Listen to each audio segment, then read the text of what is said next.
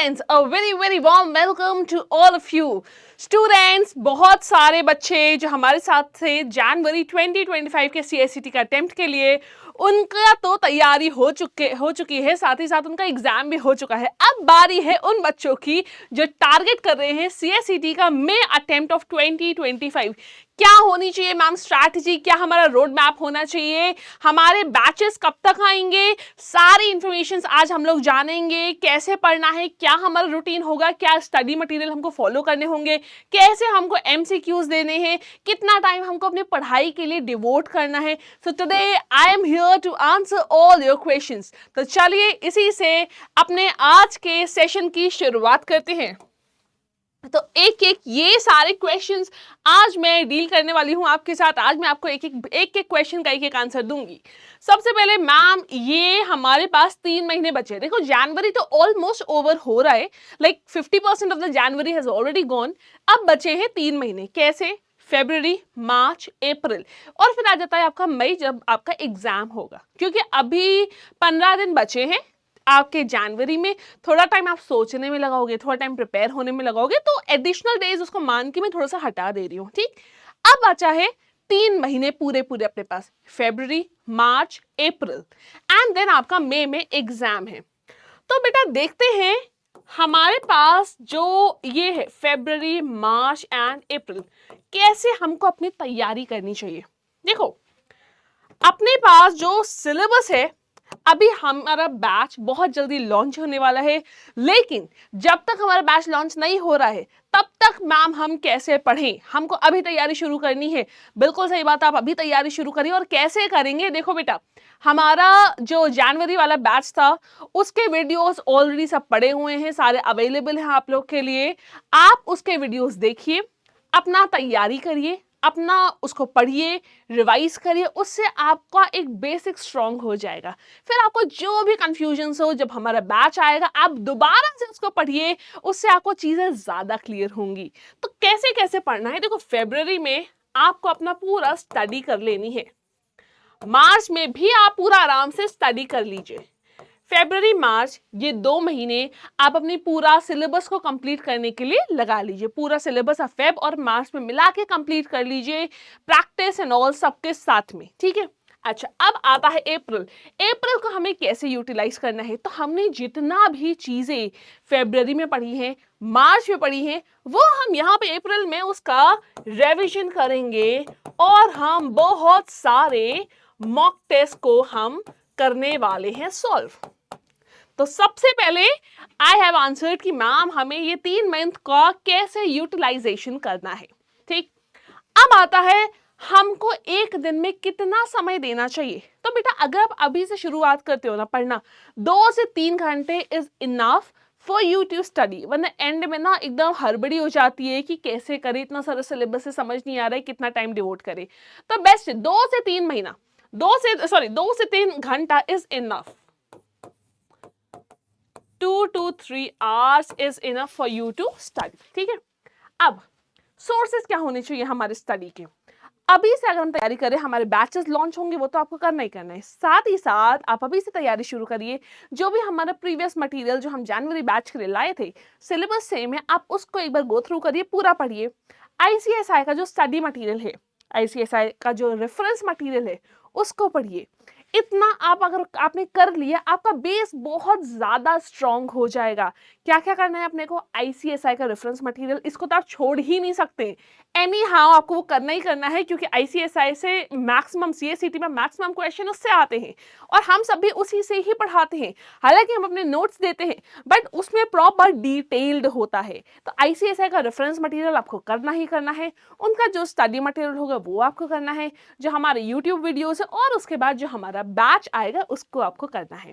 ठीक, ये हो गया कि आपको कहां कहां से कैसे कैसे क्या क्या चीजें पढ़नी है। How to prepare notes. Ma'am जब हम पढ़ रहे हैं, अब उसमें हमें नोट्स कैसे बनाने होंगे? क्या हमको नोट्स बनाने की जरूरत है? तो बेटा मैक्सिमम लोग कहते हैं कि हमें नोट्स बनाने की कोई जरूरत नहीं है। See we will also be providing you notes. साथ ही साथ आपके पास बुकलेट्स जो भी हैं, आप ICSI का मटेरियल भी पढ़ोगे तो उसमें भी रिटन फॉर्म में होता है। बट इट्स ऑलवेज बेटर, हमेशा अच्छा रहता है अगर आप अपने सेल्फ नोट्स प्रिपेयर करो। सेल्फ नोट कैसे प्रिपेयर करना है? आपने जो भी पढ़ा, लेट्स से आप आईसीएसआई का रेफरेंस मटेरियल पढ़ रहे हैं। अब आप जब पढ़ रहे हो, आपने इंपॉर्टेंट पॉइंट्स उसमें हाईलाइट करते चले गए, और जो भी आपको कीवर्ड लगा, आपने एक अपने पास A4 शीट्स कुछ रखी हुई हैं, या आपने एक रजिस्टर रखा हुआ है, उसमें आप छोटा छोटा सा आपने लेट्स से एक पेज में आपने कम से कम नहीं तो 15 टॉपिक का बहुत शॉर्ट में नोट्स बना लिए, अपने लैंग्वेज में इजी टू अंडरस्टैंड। पूरा लंबी लंबी लाइन नहीं लिखनी है, सिर्फ कीवर्ड्स लिखने हैं, ऐसे कि जो आपने पढ़ा है बहुत शॉर्ट फॉर्म में एक लाइन के अंदर आपने उसको समराइज कर दिया, and once you are done with it, आप उसको अपने रिवीजन के लिए यूज करोगे। अच्छा, ये नोट्स कब सबसे ज्यादा इसकी हेल्प होती है? जब एग्जाम के 1 या 2 दिन बचे होते हैं और आपको पूरा कोर्स फिर से रिवाइज करना होता है, उस केस में आप उन नोट्स को देख लो, आपको अपने आप पूरा रिवीजन जल्दी से हो जाएगा। और बाकी अगर आपको लंबी लंबी चीजें करनी है, आप उसको हाईलाइट करके रखो, जहां भी आप उसको हाईलाइट्स करके रखो, ताकि आपको एग्जैक्टली पता हो कि what exactly you have to study. जब आप दोबारा रिवाइज भी कर रहे हो, आपको पता हो what exactly you have to study, तो आपने जो भी नोट्स है उसको हाईलाइट किया हुआ है, इंपॉर्टेंट चीजें, एंड उसमें मोस्ट इंपॉर्टेंट चीजों के आपने शॉर्ट नोट्स आपने बनाए हुए हैं अपने पास में, शॉर्ट नोट्स बना लिए, फ्लैश कार्ड्स बना लिए, इंपॉर्टेंट डेफिनेशंस के, इस टाइप से आपने करके रखा हुआ है। अच्छा, फ्रॉम वेयर टू प्रैक्टिस कहाँ से करना है? हमको क्वेश्चंस, हम कहते हैं मैम मॉक प्रैक्टिस करना है या हमें क्वेश्चंस प्रैक्टिस करने, so from where should we practise? सबसे पहले जो भी आपका स्टडी मटेरियल है, जो आईसीएसआई भिजवाता है, उससे आपको प्रैक्टिस करना है। जो आपका रेफरेंस मटेरियल है, उससे आपको प्रैक्टिस करना है। जो आपके ई बुलेटिन है, उससे आपको प्रैक्टिस करना है। लास्ट 1 ईयर के ई बुलेटिन आपके लिए बहुत इंपॉर्टेंट होते हैं। एंड उसके बाद जो आईसीएसआई आपको एमसीक्यू की बुकलेट देता है, बहुत सारे क्वेश्चंस होते हैं and they are very very important. इस बार का जो जनवरी अटेम्प्ट हुआ था, उसमें बहुत सारे ऐसे क्वेश्चंस है, आई गेस मतलब मैक्सिमम क्वेश्चंस एमसीक्यू बुकलेट से ही आए थे। तो उसके बाद वो प्रैक्टिस करनी है, और जो हम क्वेश्चंस देंगे वो तो आपको करना ही करना है। तो दीज आर द सोर्सेज जहां जहां से आपको अपनी चीजों को प्रैक्टिस करना है। अच्छा, अब मॉक प्रैक्टिस करने का सही तरीका क्या होता है? बेटा देखिए, हम कहते जरूर है हमेशा कि मॉक प्रैक्टिस करना है मॉक, लेकिन प्रैक्टिस करना कैसे? What is the right way of practising the mock? आपने पूरा पढ़ लिया, रिवीजन हो गया, आपने सोचा चलो मॉक देते हैं। आज मेरा टारगेट है मैं 2 या 3 मॉक दूंगा, ठीक। मॉक देने का मतलब सिर्फ ये नहीं होता है कि आप एग्जाम में आप मॉक में बैठे, आपने मॉक टेस्ट पूरा लगा दिया, चलो लगा दिया, बंद किया, अच्छा अब 1 घंटे बाद दूसरा मॉक टेस्ट लगा रहे। नहीं, this is not the right way, this is not the right manner. आपको एग्जैक्टली क्या करना है? मॉक टेस्ट लगाया, उसके बाद जितना भी चीजें आपकी गलत हुई, now you have to analyse that complete mock test. कहाँ कहाँ पे गलती करी है, क्यों गलती हुई है, उसका सही आंसर क्या होना चाहिए, बाकी ऑप्शंस का मतलब क्या है, ये होना चाहिए आपका मॉक टेस्ट लगाने का सही तरीका। Means complete analysis of the mock should be there. आपने फॉर एग्जांपल को सिनोनिम एंटोनिम का क्वेश्चन आया जिसमें आपने मीनिंग गलत कर दी है।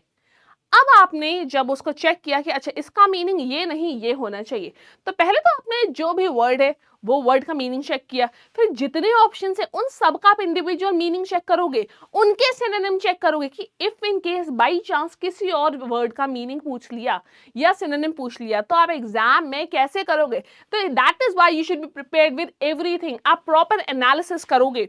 मान लीजिए कम्युनिकेशन में नेटवर्क का क्वेश्चन पूछ लिया, बताओ ऐसे ऐसा होता है तो हम इसको कौन सा नेटवर्किंग कहेंगे, कौन सा कम्युनिकेशन का नेटवर्क कहेंगे। हमारा अगर आंसर गलत है तो हमने सबसे पहले आंसर तो चेक किया ही कि उसका मतलब क्या होता है, बट बाकी जो ऑप्शन दिए हैं वो भी चेक करेंगे उसका मतलब क्या होता है। या मान लीजिए कम्युनिकेशन की डेफिनेशन के ऊपर आ गया कि कम्युनिकेशन की ये डेफिनेशन किसने दी है। अब आपको ऑप्शन में मान लीजिए आपने गलत कर दिया तो आपने उसका तो सही मार्क देख के अच्छा ये इसने दी है, वो सही मार्क किया, प्लस जो और ऑप्शंस दिए होंगे आप चेक करोगे कि अच्छा इसने कौन सी डेफिनेशन दी है, हडसन ने कौन सी डेफिनेशन दी है, ये अलग अलग चेक करोगे। This is known as complete analysis, कि आप कंप्लीट उसका चेक करोगे आंसर क्या है क्या नहीं है, और जो नहीं है उनका मतलब क्या होता है। तो each and everything you are going to check. So this is how you have to practice the mock test, ठीक है। उम्मीद है बेटा आपके माइंड में जितने भी तरीके के डाउट आ रहे होंगे, जितने भी तरीके के क्वेश्चन आ रहे होंगे, आई होप कि मैंने आपके जो भी इनिशियल लेवल पे जो भी आप लोग के बच्चों के डाउट आते हैं, कैसे पढ़ना है, कहाँ से पढ़ना है, अरे अभी तो बैच नहीं शुरू हुआ तो हमको कहाँ से पढ़ना चाहिए। So I hope I have answered all of your questions. And कुछ बच्चों को डाउट होता है मैम करंट अफेयर्स कहाँ से करें। जब एग्जाम आने वाला होता है हफ्ता भर पहले बच्चा पूछता है मैम करंट अफेयर अब कहाँ से करें, तो बेटा करंट अफेयर की तैयारी अभी से शुरू कर दो। अगेन आई एम सेइंग अभी से शुरू कर दो। लास्ट 1 ईयर की ई बुलेटिन जितने हैं, इन द मीन वाइल जो 15 दिन बचे हैं ना, इधर का जो 15 दिन है उसमें कंप्लीट सारी ई बुलेटिन आप पढ़ डालो। Make notes of it, short में नोट्स बनाइए उसके, एक जगह सारे ई बुलेटिन्स को एक जगह लगा लीजिए अपने कंप्यूटर में, अपने फ़ोन में, from wherever you study. ठीक, एक जगह आपने लगा लिया, उसको पढ़ डाला। उसके बाद में जो भी मेरे वीडियोस है आपने उसको देख लिया, जो भी आपका रेफरेंस मटेरियल है आपने उसको देख लिया।